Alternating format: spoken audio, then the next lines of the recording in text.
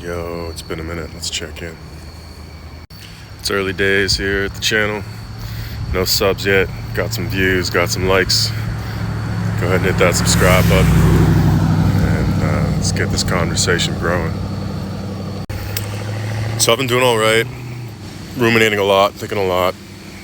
Trying to figure out what's really going on.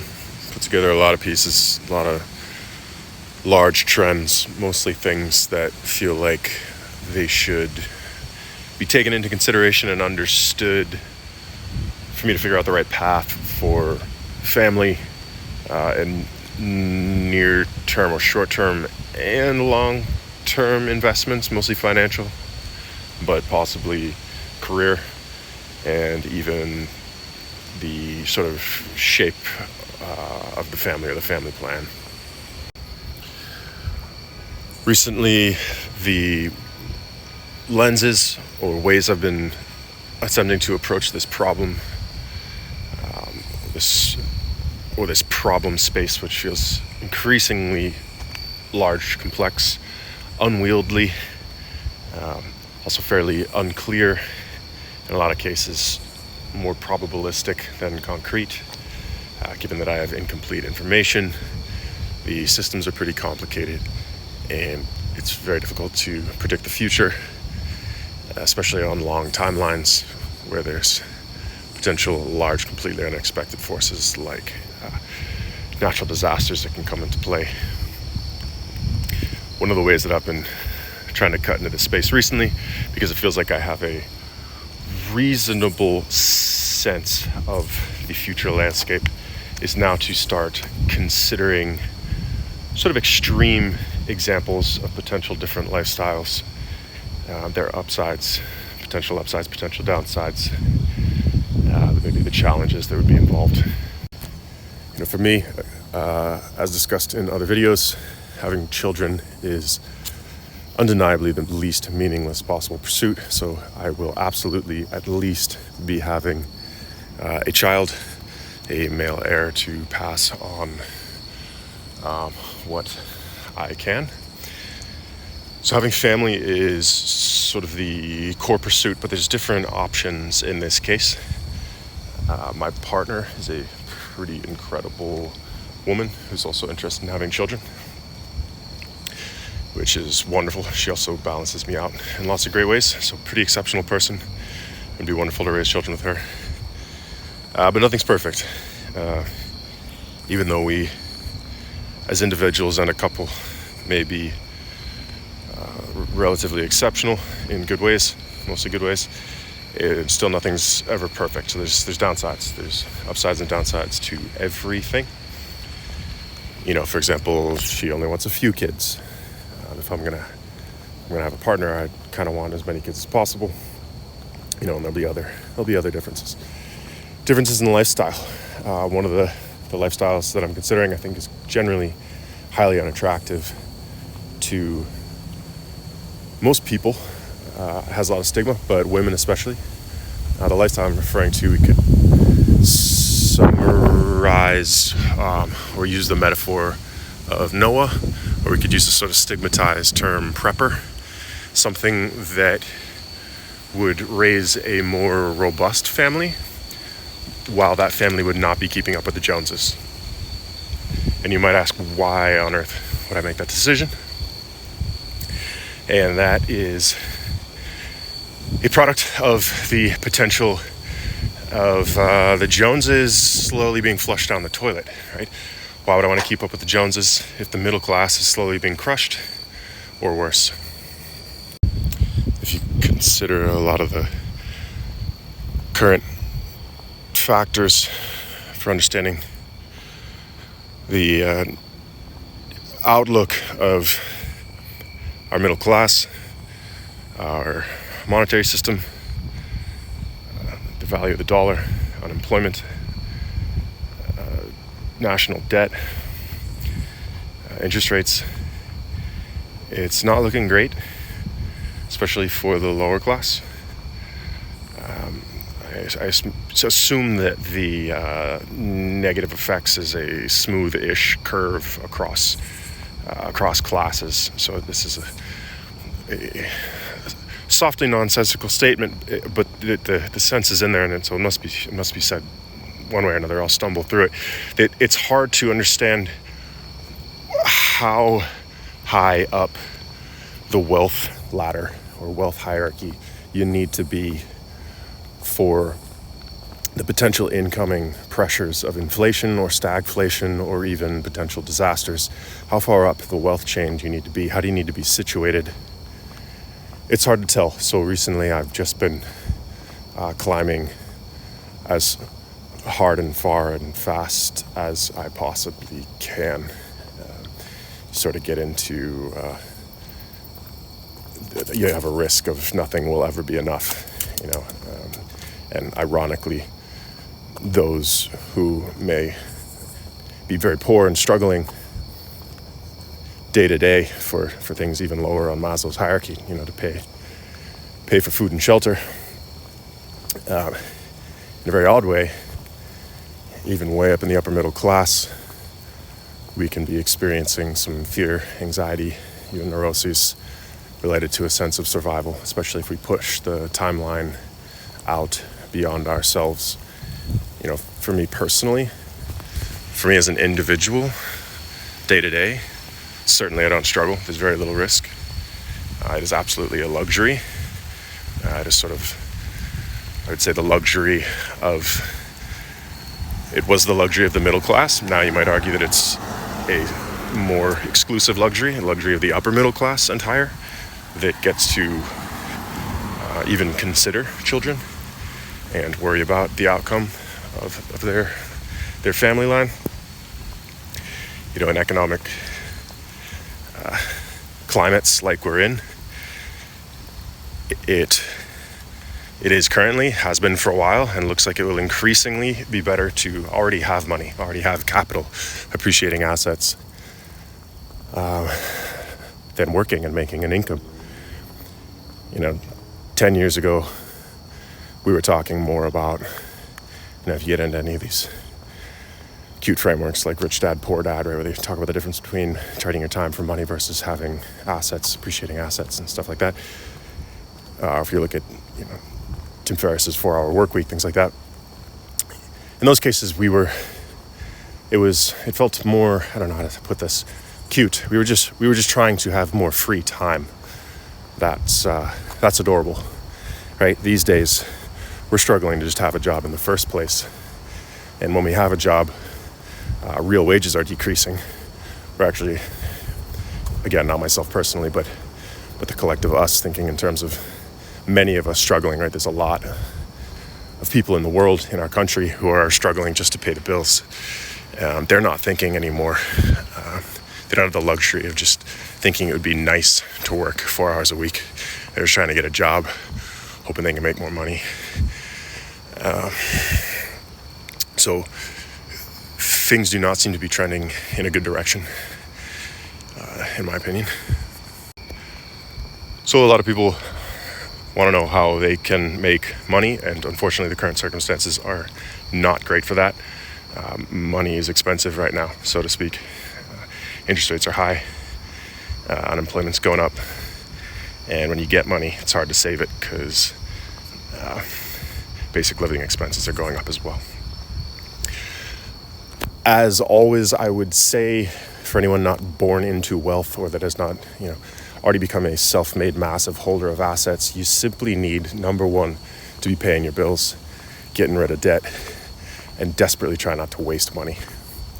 Unfortunately, and I would like to add this as, I don't know how many exhibits we've placed before the jury at this point, but I would say that it's useful to see us all as addicts who could each of us potentially benefit from serious efforts to recover from our addictions and all of the absurd things that our culture normalizes.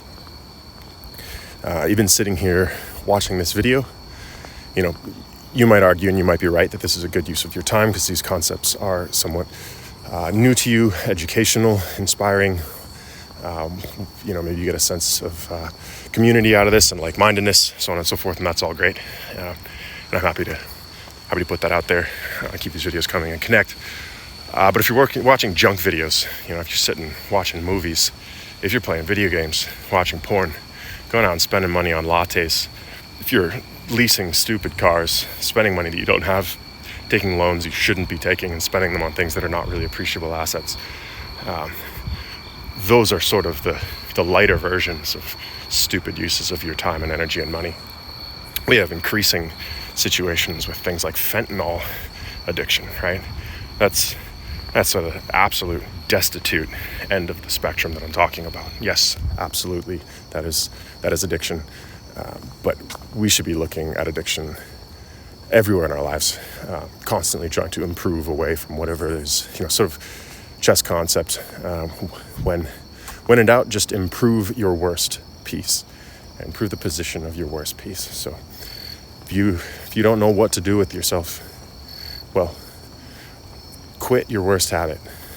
Stop doing the stupidest thing you do. That's a great place to start. So, especially at times when it's increasingly difficult to find work, keep a job, have a good living wage, while basic living expenses are going up, it's that much more important to attempt to avoid unnecessary expenses. Yeah, and part two of that equation is you should be desperately saving whatever extra money you have. If you haven't heard this by now, then you live under a rock. You should be putting whatever extra money you possibly have into an index fund. Right? Don't stress about it too much. Yes, if you're not and you can, put money into a Roth IRA and then into an index fund. Sure. Don't worry about the nuances. Just get started. Put money into an index fund and never touch it. Never touch it.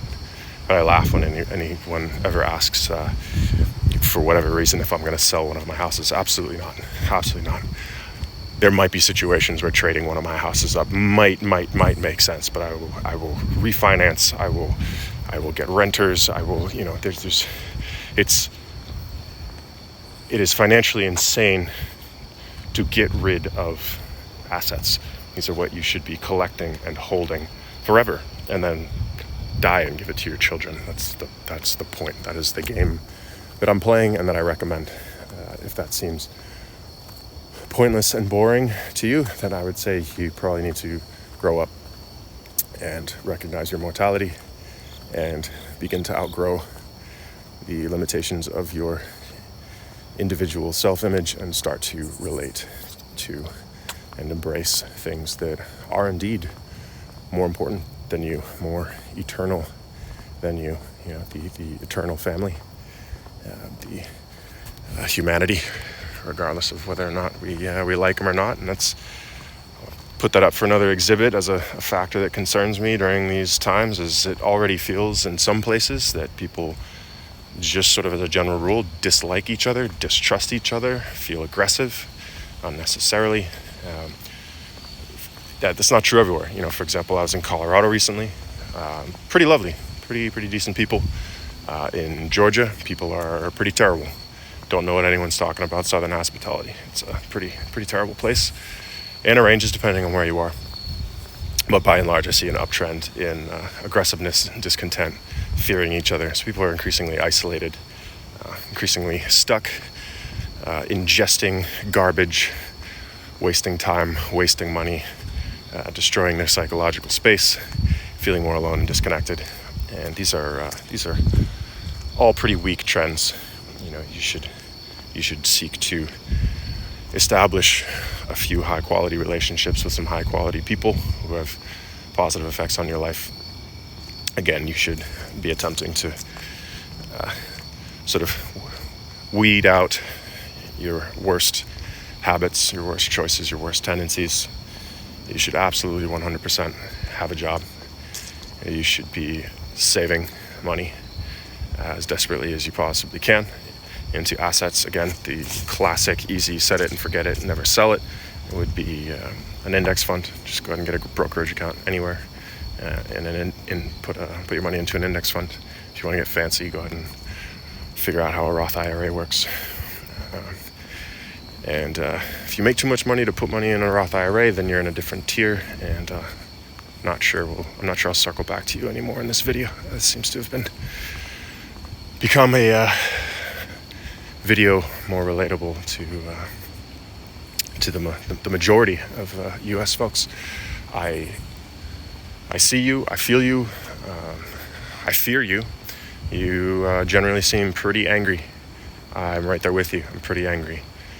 And some of you seem pretty jolly, but pretty disconnected and delusional and not really paying attention to what's going on. You concern me in different ways. And so welcome. People in this channel will tend to be the ones that think, want to understand truth. They want to understand, period. They want to live intentionally. They want to figure out how to grow and be better. They want to build their lives. They want to build families, build their business, make money, save money, grow money, retire early, do more meaningful things with their lives, where meaning tends to mean building things and growing family and growing some important connections and trying to contribute to the more fundamental needs of stability in life, both in ourselves, in our relationships, in our family, in the country, and sort of recognizing how sick not only our culture is, which should be obvious to some extent, although I'm saying it's pretty much sick to its core, but also now most of you should be aware, and I think you are. Most of you have become aware, at least at a surface level, that our economy is also sick. These things are interconnected, they're not disconnected. Some of the worst news I could possibly give you, that if you look at political and economic histories over time, over the last maybe thousands, tens of thousands of years, we do see very impressive civilizations crumble in exactly the pattern that we are going through, where we see a sort of increasing liberalism, increasing decadence, things that can seem on the surface like progress, while there's actually a destabilization of the core and the foundation that has been built and led to that luxury in the first place. Start to see all sorts of things, right? Recently here in the U.S. over the last decade, we've seen many themes, many of them insane, some of them less insane, but no less toxic and no less incorrect. For example, there is certainly such thing as toxic masculinity, but to toss around a word like patriarchy as though the building of structure and the warding off of the general challenges and violence of nature and the world to build civilization in the first place, to play that down or even claim that whoever was responsible for that, if you claim that the patriarchy is responsible for that and you somehow are making that claim as if maleness is inherently negative or toxic, then you're delusional. It'd be difficult to even begin to have a conversation with you. The reason that we have what we have, including so much of the progress we've made in terms of safety and comfort and representation and equality, a lot of these things are all the result of civilization, society, the same sort of things that some are becoming increasingly toxic and frail. So it'll be interesting to see. There's certainly a non-zero chance that this sort of new world order, even though it's a loaded term and I don't particularly mean most of the loaded definitions, but this new world, this new culture, this new direction of the world, this new culture,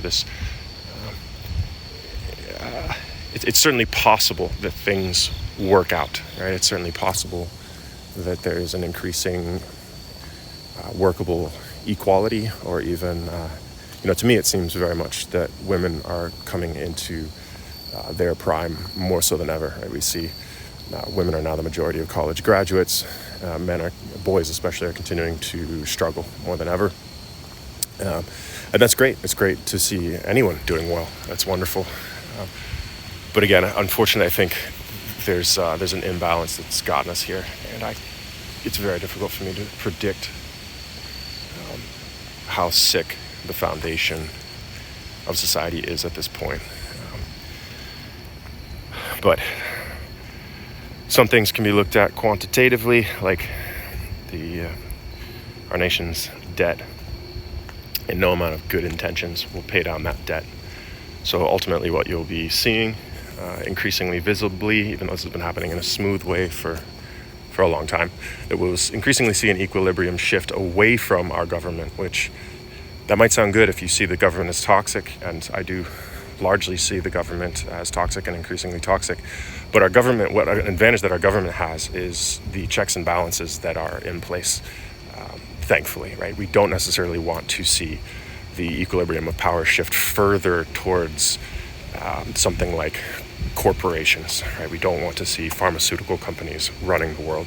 We don't want to see social media companies running the world. And unfortunately, things will come up and we will see that equilibrium shift. You can mark my words. I guarantee it. As we see our nation's debt levels get up to record highs, even if you look at it relative to things like GDP, what you have on your hands is a nation that's less flexible, less able to respond to the challenges that do and will come up, right? Anything from Katrina to 9/11 to COVID to 2008 economic collapse, any of these things to respond requires power and energy and resources, which largely you can just see and measure as money, as budget, right? So if you have a nation that is becoming less lendable because they have increasingly massive amounts of debt, they'll be less able to respond to these disasters. When those disasters are happening, reality will sort of rear its ugly head. It's inevitable, right? Things like food and shelter become more important than ever,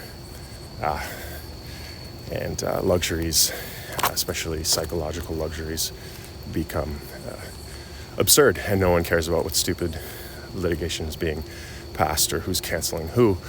You will start to see people in the streets with physical needs. You will see increasing amounts of homeless people, increasing amounts of violence, and we will need bailouts. We will need rescue. We will need resources to respond to these enormous real disasters.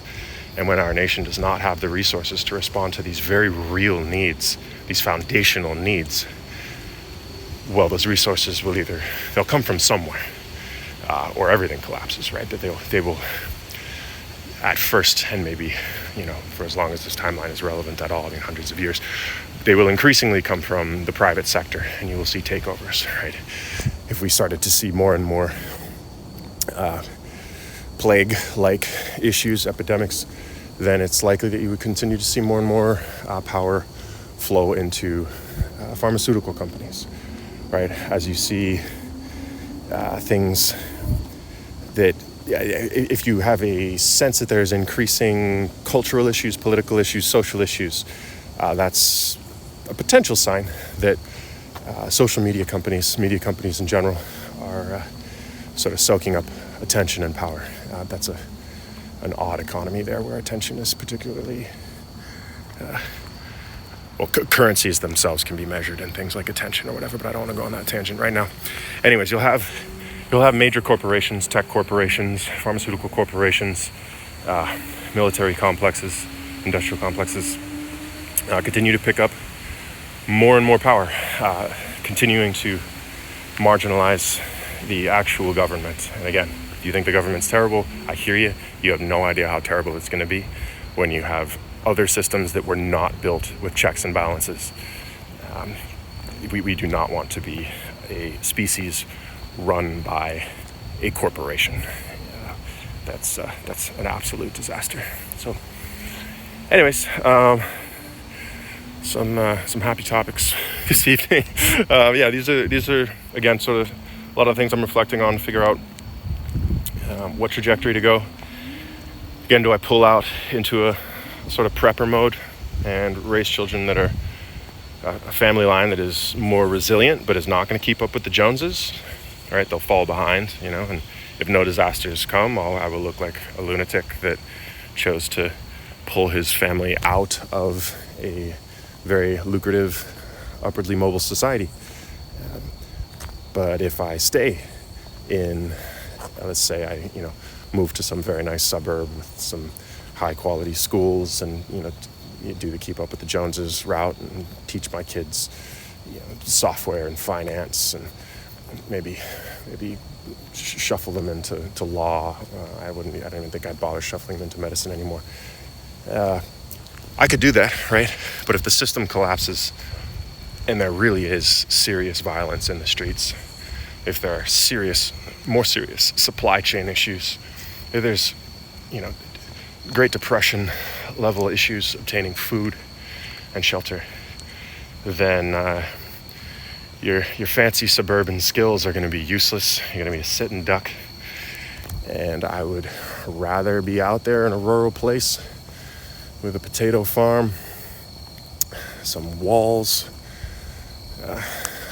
armed adequately with food storage and so on and so forth. So suburbs, normie suburb life or prepper life, it's a tough say.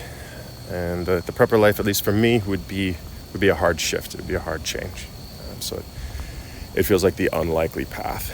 So the perspective I'm usually coming from is, if I don't do something, if I don't make a concerted effort to change my trajectory, then I will end up suburbs, raising fairly normal, above average children. And there's a lot of reasons why that concerns me. So I think that's all, folks. Good place to wrap up. Thanks for listening tonight. I appreciate you. And again, hit the subscribe button if you want to get these videos. Especially in these early days, it lets me know that there is interest. And if you leave comments on any particular video, it'll certainly let me know which way to steer the conversation. So feel free to start some conversation, ask questions, and I will talk to you all again soon. Bye.